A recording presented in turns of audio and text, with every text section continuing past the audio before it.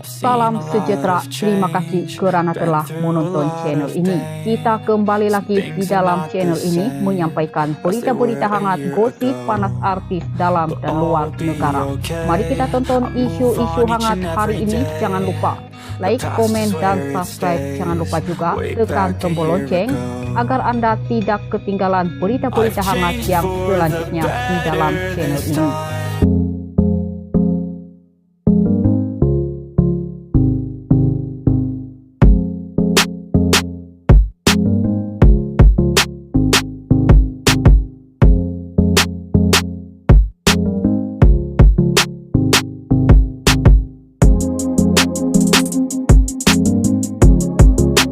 Salam sejahtera, bertemu kembali. Sumber berita ini dipetik daripada Oh Bulan, berita terkini.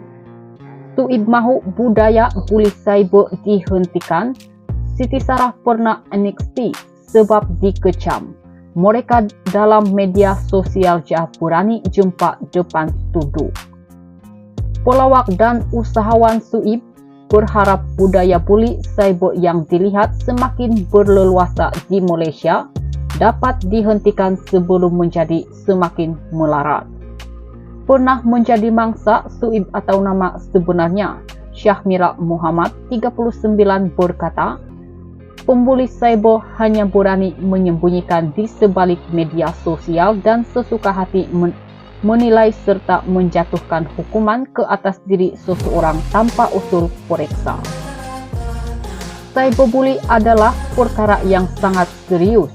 Jika dulu kita hanya banyak berlaku di luar negara saja, tapi sekarang terjadi dalam negara, masalah bully cyber di Malaysia saya lihat semakin berleluasa dan menjadi satu budaya. Trending sekarang apabila ada sahaja cerita mengenai artis, netizen akan pergi Instagram artis dan komen standby popcorn, like tanda hadir dan mula ke belum. Itu adalah satu budaya yang teruk. Saya juga salah satu mangsa. Begitu juga yang terjadi ketika isu perniagaan saya lambat 2 hari bayar gaji. Macam netizen tahu sangat apa yang saya lalui.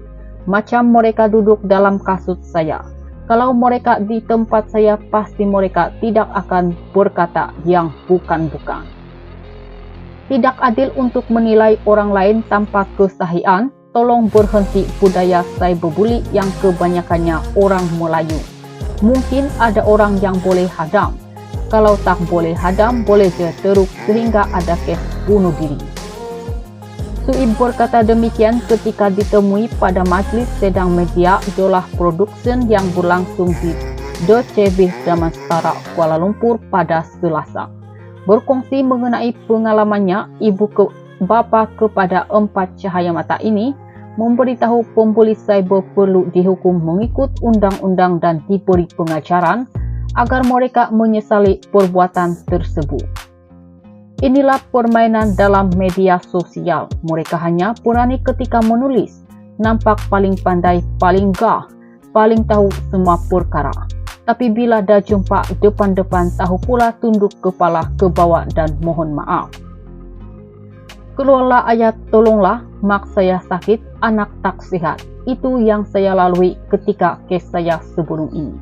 Masa dekat mahkamah baru tahu erti penuh penyesalan. Masa buat itu rasa seronok dan hadap lek dan bius depan hakim dalam mahkamah mengaku bersalah. Ini semua maruah dan air muka orang selagi mana komen itu tidak dipadam dalam media sosial sampai mati akan ada dekat itu. Sementara itu, Suib turut mendedahkan arwah istrinya penyanyi Siti Sarah pernah menjadi mangsa bully cyber sehingga menyebabkan tertekan dan stres. Dulu saya ingat lagi, arwah Sarah sampai tertekan, energi dan stres disebabkan masalah cyberbully. Kadangkala memang diri kita ada tersilap cakap dan kemudian sudah minta maaf. Tapi netizen seperti tiada ampun. Kalau terkena pada batang hidung sendiri atau adik-beradik mereka pula macam mana? Tolonglah berhenti kerana itu bukan budaya masyarakat kita. kalau nak teruskan budaya itu kesihan dekat hidup awak. Terdahulu, seorang pempengaruh di aplikasi TikTok didakwa membunuh diri kerana tertekan akibat buli cyber. Mayat pempengaruh wanita berusia 29 itu ditemui di rumahnya kira-kira jam 11 pagi Jumaat lalu. Sekian berita. I've seen a lot of change, been through a lot of pain. Some things are not the same as they were a year ago, but all will be okay. I move on